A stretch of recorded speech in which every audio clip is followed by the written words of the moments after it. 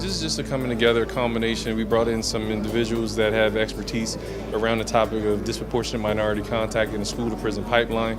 It was an opportunity to bring in various school districts, engage with law enforcement, to have an open dialogue and discussion with that expertise at the table.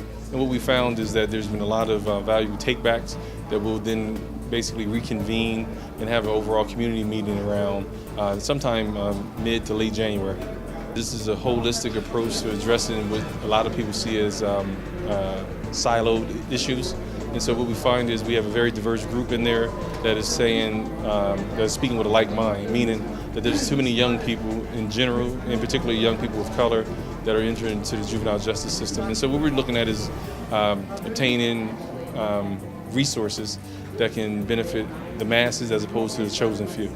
We'll go back, we'll have a meeting of the minds amongst those stakeholders that represent the regional DMC efforts, and then we'll talk about next steps in terms of takebacks. That is additional community forums, that's talking about making certain targeted outcomes with deadlines, and it all depends on what the regional efforts arrive at. What we'd like to achieve is not only the conversation, but the agreement that there's going to be the ongoing conversation that's results driven.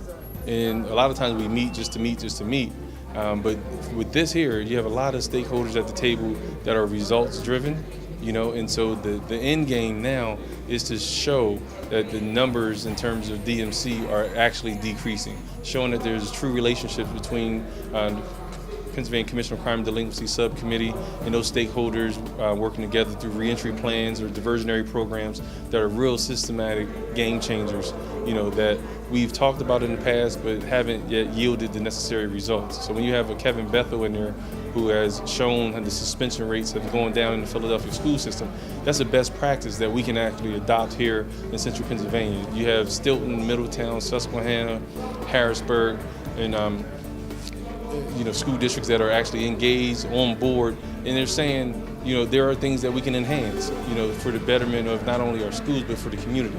And that's the definite win. You have you have judges, you have the DA's office, you have the mayor's office, you have the city council. You have everyone working together. You have grassroots organizations that are coming to the table that's saying, here are some opportunities that we can all have equitable access to at the table that could yield the results that we'd like to see, which is not continuing to lock up young people, but in essence, ensure that there are a decrease in those number of young people going into the system.